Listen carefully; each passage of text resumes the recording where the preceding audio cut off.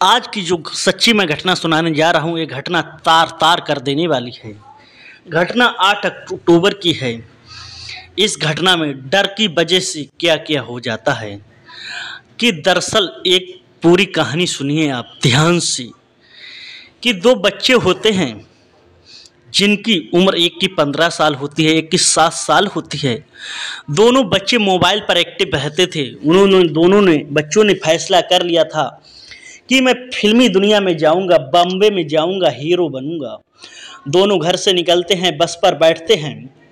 ये दोनों बच्चे संभल के रहने वाले थे। अलीगढ़ पहुंचते हैं, बस से उतरकर स्टेशन पे पहुंचते हैं।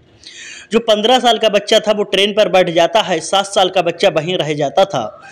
15 साल का बच्चा परेशान रहता है तो उसे ये भी नहीं मालूम थी ये ट्रेन किधर से आएगी किधर से जाएगी, क्योंकि जो ट्रेन दिल्ली के लिए जा रही थी। जब बच्चा जो 15 साल का था वो परेशान हो जाता है और ट्रेन पे बैठ जाता है, वो पहुंच जाता है हरियाणा में। और उधर हरियाणा में होटल पर वो काम करता रहता है और उसे परेशान रहता है कि अगर मेरा छोटा सा दोस्त जो 7 साल की उम्र की था, अगर वो खो गया, अगर मैं घर पे जाऊंगा तो मुझे घर वाले मारेंगे, क्योंकि मैं बिना बताए घर से भाग के आया था। जब वो होटल पे काम करता है, एक दिन की बात है कि वो रो रहा था बच्चा। तो एक व्यक्ति था, वो खाना खा रहा था, उसने रोते हुए उस बच्चे को देख लिया। जब उस बच्चे को रोते हुए देख लिया तो उसने पूछा, बेटा क्यों रो रहे हो? तो बेटे ने उसने सारी अपनी परेशानी बताई कि मेरा एक दोस्त था, वो 7 साल का था, वो मतलब स्टेशन पर छूट गया। अब वो पता नहीं कहाँ है कहाँ नहीं, अगर मैं घर पे जाऊंगा तो मेरी मार पिटेगी, डांट पिटेगी। तभी उसे व्यक्ति ने समझाया, बेटा ऐसी कोई बात नहीं है, आप अपने एक बार माँ बाप से बात कर लो। तो बेटे ने उस व्यक्ति के बार बार सोर्स करने पर उसने उस व्यक्ति से अपने नंबर लगवाया, अपनी माँ बाप से बात की। तो उसे पता लगा कि जो बेटा था 7 साल का, वो उससे पहले ही घर पे आ गया था, क्योंकि जब वो स्टेशन पे छूटा था जीआरपी पुलिस ने उसे रोते हुए देखा था। चाइल्ड वेल सोसाइटी ने उसे संभल से थाने में जो गुमशुदगी की उसकी रिपोर्ट दर्ज हुई थी, उससे वो घर पे आ गया। फिर भी बेटा डर से अपने माँ बाप से जो बात नहीं कर रहा था, वो भी घर पे आ गया। आज की जो सच्ची घटना है वो इसी पर आधारित है कि डर की वजह से एक लड़की ने अपने रिश्ते को तार तार कर दिया है। एक कहानी सुन के आपके पैरों तले जमीन खिसक जाएगी। क्या ऐसा भी होता है कि एक लड़की ने डर की वजह से, अपना गुनाह छुपाने की वजह से, अपना घिनौना कृत्य छिपाने की वजह से अपनी 2 सगी बहनों का कत्ल कर देती है। आइए और जानते हैं ये घटना कहाँ की है। जो घटना है ये आपको बता दें, यहाँ जो उत्तर प्रदेश जनपद है, उत्तर प्रदेश जनपद में एक डिस्ट्रिक्ट है, एक ज़िला है इटावा। इटावा का एक थाना लगता है बलरई। इटावा का थाना बलरई, बलरई का एक गांव लगता है बहादुरपुर। बहादुरपुर गांव में एक किसान, उसकी 3 बेटियां होती हैं और 3 लड़के होते हैं। एक लड़का 17 साल का, एक लड़का 10 साल का होता है और एक उससे छोटा होता है। और जो 3 बेटियां होती हैं, एक बेटी जिसका नाम अंजलि होता है। अंजलि की उम्र लगभग 19 साल की होती है। जो सुरभि होती है उसकी उम्र लगभग 4 साल की होती है और जो रोशनी होती है उसकी उम्र 7 साल की होती है।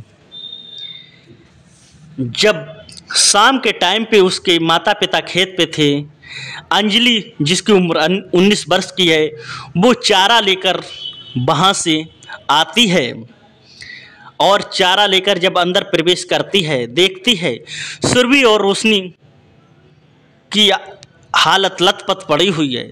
दोनों को कत्ल हो चुका है, दोनों के शरीर से खून ब्लड बह रहा है।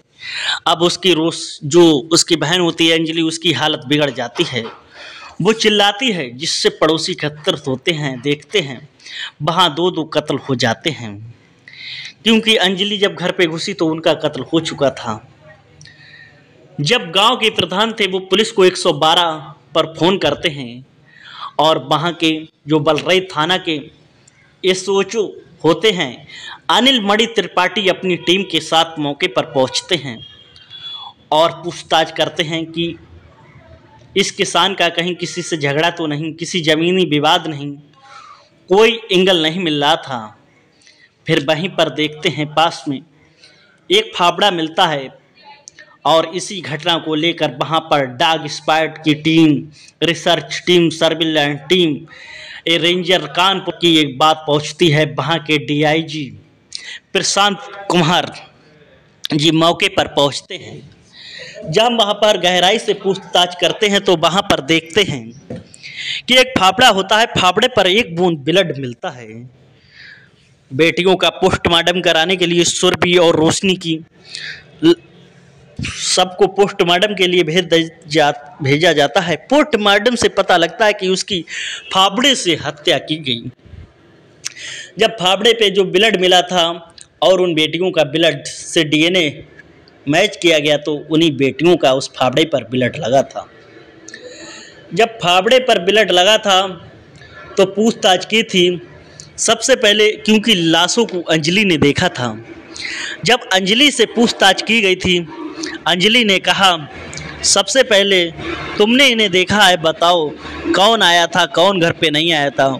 पुलिस ने सोचा कोई ये लूटपाट की तो घटना नहीं है, क्योंकि वहाँ सब सामान सुरक्षित था, कोई लूटपाट की घटना नहीं थी। तो पुलिस ने वहाँ पर कपड़े सूख रहे थे उन्हें देखा, क्योंकि कपड़े भीगे हुए हैं, क्योंकि शाम को घर वालों ने कहा यही कपड़े पहने हुए थे, ये फिर धोले के क्यों डाले। क्योंकि जब पुलिस ने कपड़े देखे, कपड़े पर भी एक बूंद ब्लड उससे मिल गया पुलिस को। जब पुलिस को ब्लड मिल गया तब पुलिस ने उससे, अंजलि से पूछताछ की, बेटा आपने ये कपड़े कब धुले थे। तब वो अंजलि से सख्ती से पूछताछ की गई। जब अंजलि ने इस घटनाक्रम का खुलासा किया, यहाँ के एसपी सिटी हो, एसपी ग्रामीण हो, सब लोगों की यही थी, दो कत्ल हो, इस घटनाक्रम का खुलासा करना चाहिए।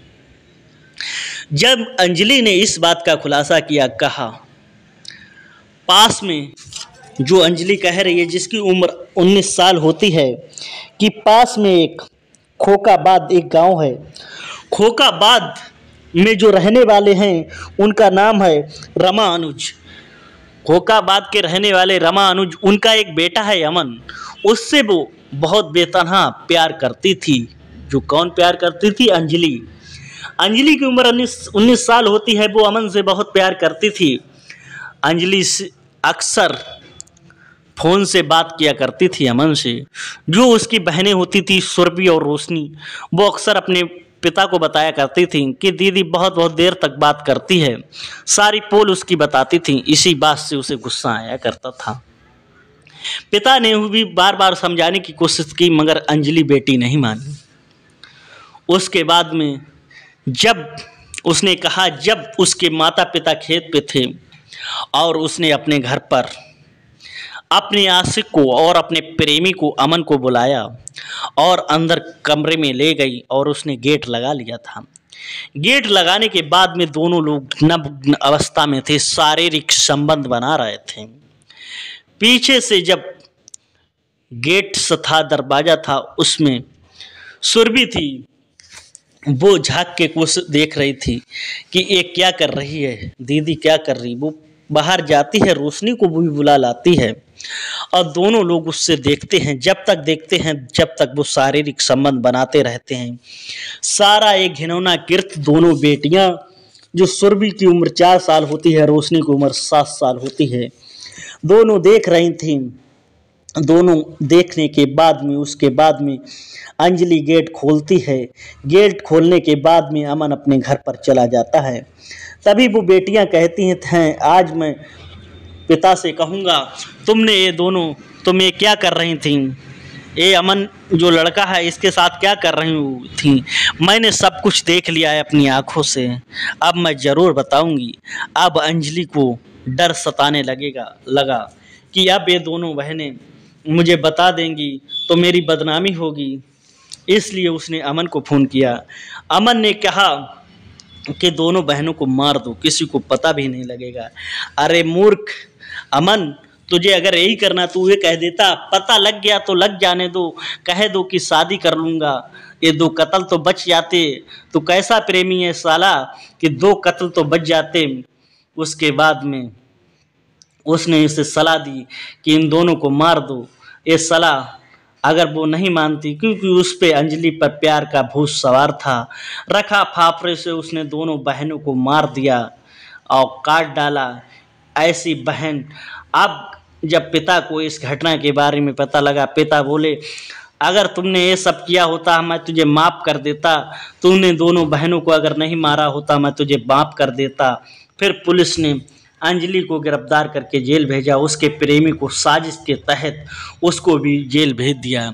इस घटना से क्रम को सुनाने का मेरा उद्देश्य किसी को परेशान करना नहीं, किसी का दिल दुखाना नहीं। जहाँ भी रहो जागरूक रहो, सतर्क रहो, सिर्फ क्राइम से बचो। वंदे मातरम।